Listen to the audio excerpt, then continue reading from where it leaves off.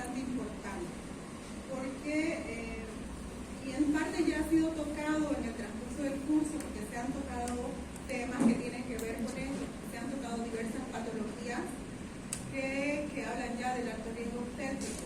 En este caso, lo que yo voy a hacer va a ser desarrollar conceptos, desarrollar también la forma de clasificar el alto riesgo y algunas acciones que nosotros como médicos de atención primaria podemos realizar en la consulta, porque al final, cuando una paciente es de alto riesgo, tiene que terminar pues yendo a la ginecóloga o al servicio específico de alto riesgo obstétrico, y no nos encargamos nosotros del manejo principal de esa paciente. Entonces, hablando de conceptos, hablando del término riesgo, este término se refiere a la proximidad o posibilidad de que suceda un daño o perjuicio. El factor de riesgo, según diccionario, y según este término, el término médico, mejor dicho, es una característica o circunstancia detectable de una persona o grupo de personas asociada con la probabilidad de desarrollar una enfermedad, ¿no? Esto desde el punto de vista médico. Y hablando del concepto de alto riesgo en obstetricia, aquí tocamos los puntos, los términos que engloban el alto riesgo. Son factores de riesgo obstétrico cualquier patología médica, obstétrica o circunstancia sociodemográfica que durante el embarazo, parto o puerperio pueda ocasionar un aumento en la movilidad tanto materna como fetal.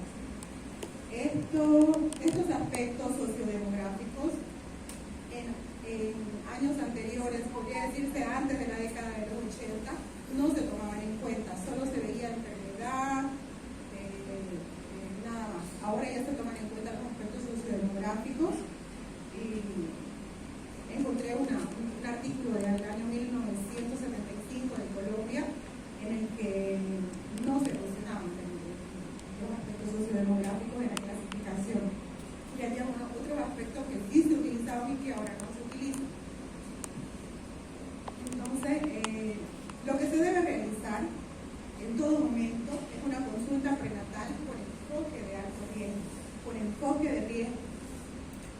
Este control prenatal con enfoque de riesgo es la identificación de factores de riesgo que puedan aumentar la probabilidad de que la gestante o el producto experimenten alguna complicación. Entonces, realizando este control prenatal con enfoque de riesgo, vamos a llegar a determinar si el embarazo es de bajo riesgo o si es de alto riesgo.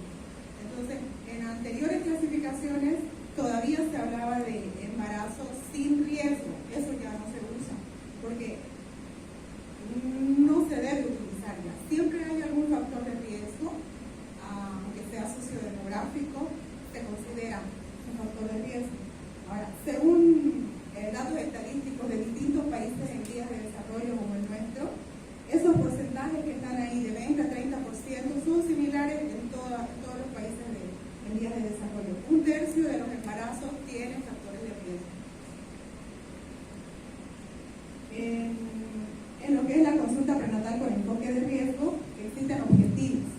Los objetivos son evaluar el estado de la salud de la gestante. Eso lo realizamos en la primera consulta y en la subsiguiente. En cada consulta se evalúa si hay factores de riesgo. Identificar sus factores de riesgo biopsicosociales, enfermedades asociadas y propias de la gestación.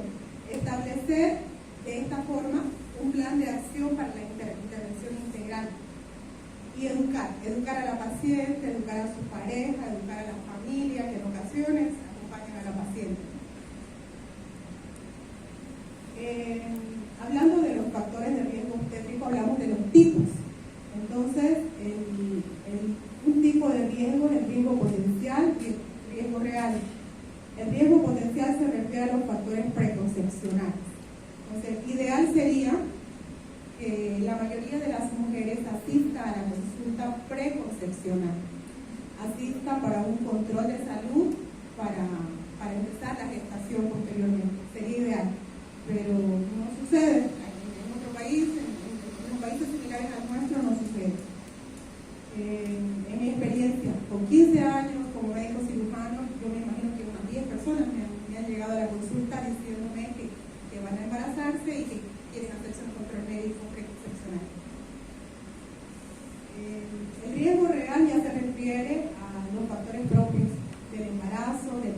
preparto y del postparto. Hay efectos de los factores de riesgo, efectos a corto plazo, a mediano plazo, a largo plazo, para que se entienda mejor un ejemplo de un efecto a largo plazo, que en un embarazo se presente una diabetes gestacional y que terminado el embarazo la diabetes se resuelva, como sucede a veces, pero que posteriormente la enfermedad se establezca, ¿no? Entonces esto es un factor de riesgo a largo plazo. En lo que se refiere a clasificación de riesgo, existen varios tipos de clasificaciones del alto riesgo obstétrico. Entonces, este creo que es el más entendible, el más sencillo, el más didáctico. El tipo 1, que es los factores de riesgo sociodemográfico. El tipo 2, los antecedentes patológicos generales o ginecobstétricos. El tipo 3, las patologías concurrentes con el embarazo. Entonces,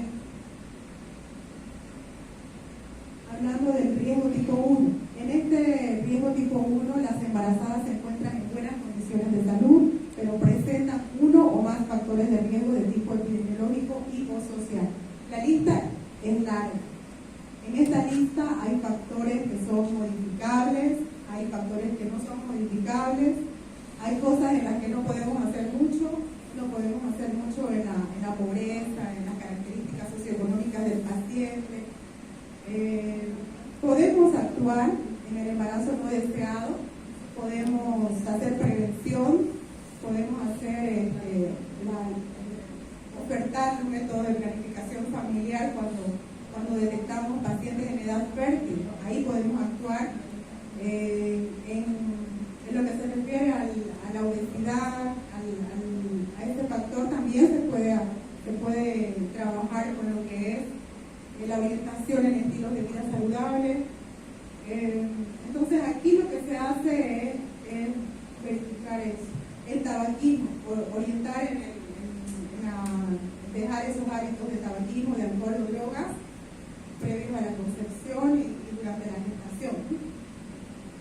Entonces aquí lo que se ve son un sinnúmero de factores de riesgo de tipo 1. En algunos podemos trabajar en la atención primaria de salud. El riesgo de tipo 2 es en el que embarazadas que se encuentran en buenas condiciones de salud, pero presentan antecedentes de patología perinatal o general con o sin morbilidad materna y o perinatal. La lista también es larga, pero esto se refiere a características de gestaciones previas.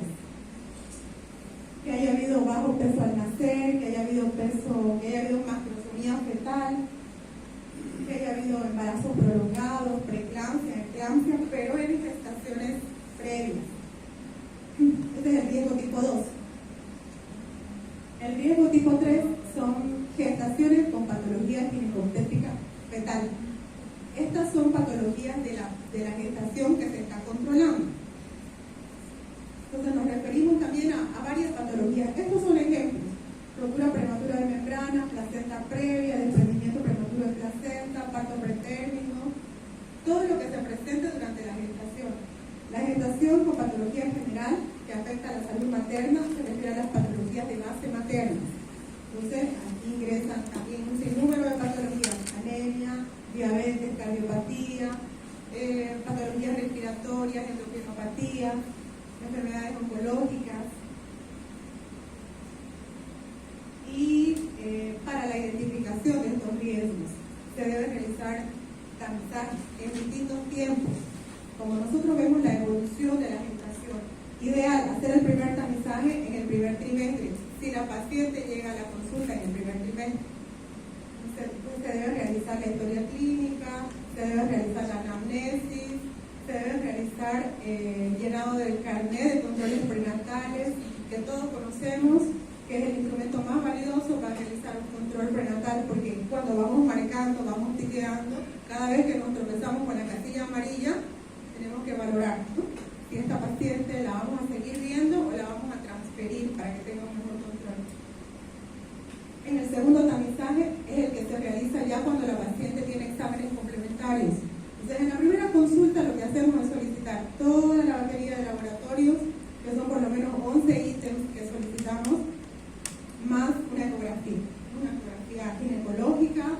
obstétrica si es que la paciente ha llegado después de las 12 semanas. En el tercer tamizaje vemos lo que es a través de la evolución de las curvas de seguimiento de la clorofilina, incremento de peso materno y presión arterial. Esto lo vemos con el llenado del carnet de controles prenatales. Y en el carnet de control prenatal, en la parte posterior, está un gráfico que no todos lo llenan, casi siempre está en blanco, pero es un punto importante a valorar para el tamizaje de alto riesgo, porque ahí podemos detectar, ¿no?, que está habiendo bajo crecimiento, que está habiendo un crecimiento exagerado, un peso muy aumentado. Podemos ir viendo la aparición de los factores de riesgo. El cuarto tamizaje está relacionado con la identificación de factores de riesgo para complicaciones durante la atención del parto. Y es que puede ser que un embarazo esté de bajo riesgo durante toda su evolución. Y en las últimas horas, cuando ya va a terminar la gestación, durante el trabajo del parto, todo se torna a ser ya alto riesgo. Que aparezca una dilatación estacionaria, que aparezca fetocardia disminuida, que aparezca hipertensión arterial materna, que haya una ruptura prematura y que además haya líquido amniótico meconiado. Todo eso ya lo complica todo, ¿no? Entonces, en ese momento es el cuarto tamizaje, en el trabajo de parto. La historia clínica perinatal es la que conocemos cuando hacemos los controles, la que rellenamos cuando hacemos el control prenatal y la que rellenamos en cada consulta.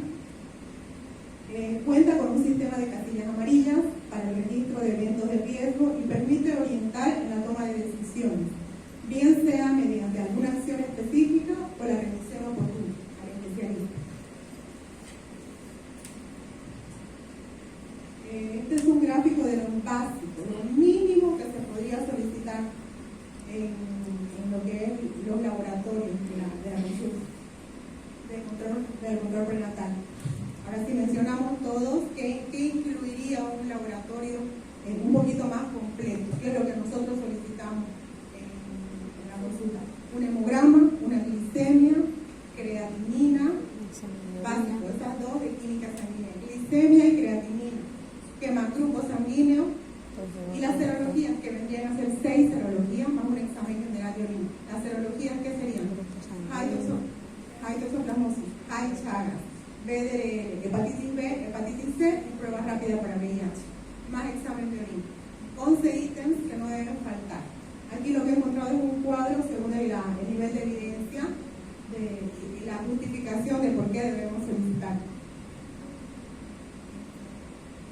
Entonces, aquí ya un poquito más detallado, ¿qué es lo que sucede cuando encontramos una mujer RH negativa? Entonces, se debe solicitar la prueba de COMS directa a partir de la semana 16. O sea, todavía está con nosotros, porque en Caja Nacional el médico familiar atiende a la paciente gestante de bajo riesgo hasta las 28 semanas. A las 28 semanas le damos su subsidio del séptimo mes y la transferimos a ginecología. Entonces, nosotros todavía la tenemos a la paciente de bajo riesgo. Podemos solicitar la prueba de COMS si hemos visto que esta paciente tiene factor LH negativo. O si se nos aparece en esta época gestacional, porque en Caja Nacional las pacientes van por su subsidio, vienen a las 20 semanas. Si el resultado es negativo, se puede repetir la prueba a cada 4 semanas hasta la semana 28. Todavía está con nosotros a las 28 semanas.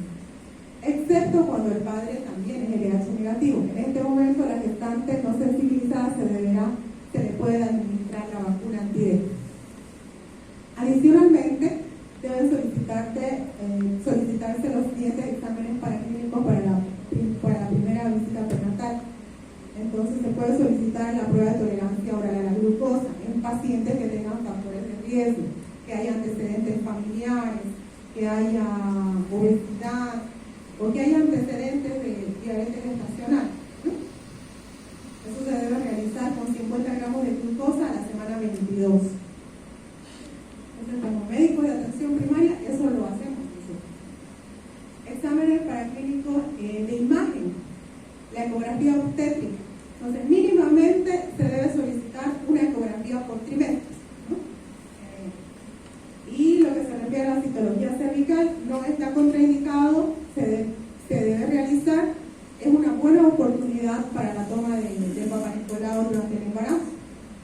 es otro el procedimiento, pero es una buena oportunidad, sobre todo si la paciente hace años que no se lo realiza, ¿no? Los exámenes paraclínicos deberán ser complementados con aquellos que sean necesarios de acuerdo a los factores de riesgo biopsicosociales, enfermedades asociadas, propias de la gestación a lo largo de su embarazo y a los requeridos según el criterio médico. A la mujer gestante que asiste por primera vez al control prenatal en el segundo o tercer trimestre deberán solicitársele adicionalmente exámenes previos establecidos para su edad gestacional. Entonces, también esto es importante, la vacunación, el toxoide tetánico. Entonces, se deberá colocar a la gestante por lo menos 2 dosis, porque nosotros la vemos, digamos que venga en el primer trimestre, la vamos a ver unos 6 meses. Entonces, sí nos da para verificar que reciba 2 dosis. Y si la paciente en los últimos 5 años ha recibido una dosis, bueno, por lo menos va a recibir una, ¿no? Adicionalmente, se debe educar a la gestante para que complete su esquema, hablando de las 5 dosis. De esto acaba de hablar la doctora Susana, la formulación de micronutrientes, lo básico, ácido fólico, calcio, sulfato ferroso. Como norma, el sulfato ferroso en los controles prenatales en nuestro sistema de salud se da 90 comprimidos durante la gestación, mínimamente 90 comprimidos. El calcio se puede administrar a partir de la semana 16 de gestación.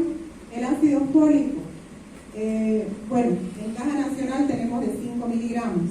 No es lo indicado porque tenemos que dar de 0 o 4 miligramos a pacientes que no tienen riesgo, que no han tenido antecedentes, ¿no?, de gestaciones, de productos con defectos del tubo neural. Pero, bueno, se le administra eso a la paciente hasta la semana 12. Deberán realizarse también los tamizajes de Toxoplasma gondii. Pedimos el high toxoplasmosis en el primer control prenatal. Entonces, según la literatura, debería solicitarse en estas situaciones en las que la paciente haya ingerido, manipulado carne cruda, y de la misma forma vegetales crudos, vivir en una zona endémica, vivimos en una zona endémica, y la gestante IgG negativa en la valoración preconcepcional, que no es frecuente, ¿no? Pero esto se refiere a regiones endémicas, a determinadas patologías, como por ejemplo en las regiones endémicas de malaria, en las regiones endémicas de mucinariasis. Se pueden utilizar algunos medicamentos, como así decirlo, profilácticos, dosis únicas de pirimetamina, de sulfadocina para la malaria, para prevenir la malaria, pero no en el primer trimestre, es solo en el segundo y tercer trimestre. Y en las regiones endémicas de mucinariasis se puede también hacer el uso de antiparasitarios durante el segundo o tercer trimestre. Eso es en zonas endémicas. En lo que se refiere a malaria, pues en Bolivia tenemos en Pando, en Beni y en la zona norte de La Paz, que hay mayores casos de malaria. En las regiones endémicas de fiebre amarilla, igual la aplicación de la vacuna puede ser a partir de las 26 semanas. Las mujeres gestantes sintomáticas respiratorias, importante porque la mujer gestante, en ella está indicada la vacuna de la influenza. Entonces se debe aplicar. En lo que se refiere a sintomáticas respiratorias, el tratamiento para la tuberculosis no está contraindicado, es prioridad realizar el tratamiento a una gestante con tuberculosis. Y bueno, de esto ya se habló, del VIH y el embarazo. Se debe hacer tratamiento inmediatamente, apenas se diagnostique a la paciente. Y es que cuando se detecta una paciente con VIH, en el CEDEVIR hay una alerta. Muestra de gestante se procesa inmediatamente y se informa inmediatamente. Y se realiza el tratamiento lo más pronto posible. Y además, en el proceso del diagnóstico se hace la determinación de la carga viral. Así que la paciente inicia su tratamiento ya con el dato de la carga viral. Importante la educación en todo momento, sobre todo a las gestantes, casi siempre vienen solas. En este tiempo de pandemia han estado viniendo bueno, hemos estado admitiendo el paciente solo también, ¿no? Pero ya podemos incluir a la pareja, podemos incluir a la familia, el entorno influye en el estilo de vida de la paciente. O sea, hay culturas que van como que a favor de que se desarrolle un alto riesgo por, qué sé yo, intoxicaciones, por malos hábitos alimenticios. Entonces hay que incluir en la educación a la paciente y a su entorno. Fomentar la integración de la consulta a la pareja. Se deben fomentar factores protectores como establecer vínculos afectivos, autoestima. La prevención de la automedicación es importante. Evitar el consumo de tabaco, alcohol y otras sustancias durante la gestación. La orientación en signos de alarma es crucial. En el cartón de controles prenatales también hay una lista de factores de signos de alarma. Y debiéramos recalcar por lo menos en uno o dos de los controles prenatales a los signos de alarma, ¿no? En el año 2014 se hizo un trabajo de la determinación del control prenatal efectivo en Caja Nacional, y en este punto de la información de signos de alarma a la gestante, el puntaje era bajo en ese entonces, en el 2014. No se realizaba frecuentemente la educación en signos de alarma. Brindar un espacio para resolver inquietudes e interrogantes a la gestante, ¿no? Esto va mucho de la mano de la relación médico-paciente, ¿no? Recomendación de sitios para su atención durante las 24 horas del día. Bueno, en Caja Nacional los centros son de 12 horas de atención. Entonces, para emergencias tenemos el Hospital Cañón. Entonces, la paciente debe ser también orientada en ese aspecto, ¿no? Para ver dónde puede recibir atención de urgencia en la institución donde está haciendo sus controles prenatales. La remisión a la consulta odontológica general. La infección periodontal ha sido asociada a un incremento en el riesgo del parto pretérmino o con bajo peso al nacer, por lo que se debe realizar una consulta odontológica. Este es el motivo por el que nos pasaron una circular en la que tenemos que indicar a la paciente a que debe pasar por consultorio de odontología para hacer un control odontológico.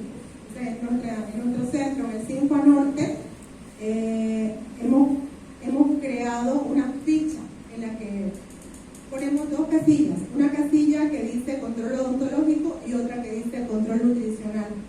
De esta forma, la paciente recibe su carnet de controles prenatales y tiene la indicación de volver con las dos casillas selladas por el odontólogo y por nutrición.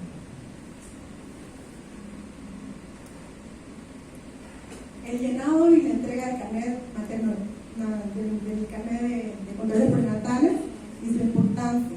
Entonces es importante no olvidarnos de realizar el carnet de controles prenatales. Todavía ahora se presentan casos en que hay pacientes que ya van por el segundo o tercer control prenatal y no tienen carnet de controles prenatales, ¿no? Se debe educar a la gestante por la importancia de tenerlo, el carnet prenatal, todo el tiempo, si es posible, porque se puede presentar una emergencia en algún momento. Y este es un pequeño resumen de todos los puntos que se deben tomar en cuenta a la hora de la detección de factores de riesgo. Al elaborar la historia clínica, la evaluación del factor de riesgo, tomando en cuenta la lista de factores de riesgo, la solicitud de exámenes de laboratorio y de imagen, la administración del toxoide tetánico, la administración de micronutrientes, el manejo de estas situaciones especiales, la remisión a odontología, la educación que se le imparte a la paciente y a su entorno, y el llenado, ¿no?, del carnet de controles prenatales, que es lo principal. Por esto tenemos que hacer una buena evaluación de factores de riesgo, porque las tasas de mortalidad materna todavía son altas. Si se pueden dar cuenta, las causas principales, hemorragia, y también hay causas externas,